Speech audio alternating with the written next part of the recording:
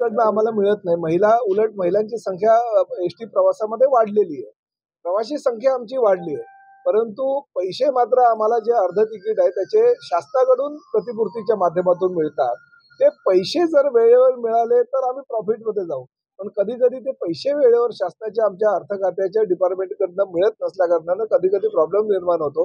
मी अजितदादा मंत्री जे अर्थ खात्याचे प्रमुख आहेत त्यांना विनंती केली आहे की बस आणि एसटी महामंडळाने प्रामुख्याने आमची जी सेवा आहे ती सुरळीत करायची असेल आणि परत एकदा एसटी तिथे एसटी म्हणजे आदिवासी जे आहेत शेड्यूल ट्राईब त्या ठिकाणी एसटी पोहोचावी म्हणजे डोंगर दऱ्यांमध्ये असं आमचं स्वप्न आहे. महायुती सरकारचं ते स्वप्न आहे आणि त्या माध्यमातून जर सुरळीत करायचे असेल तर आम्हाला वित्त खात्यातर्फे अर्थ खात्यातर्फे योग्य ते सहकार्य मिळालं पाहिजे असं मी अजितदादांचं सांगितलेलं आहे आणि त्यांच्या माध्यमातून आम्हाला सहकार्य मिळते. दर वर्षाला पंचवार्षिक योजना जी आम्ही ठरवलेली आहे त्यानुसार दर वर्षाला 5,000 बसेस अशा 5 वर्षामध्ये 25,000 बसेस घेण्याचा आमचा मानस आहे.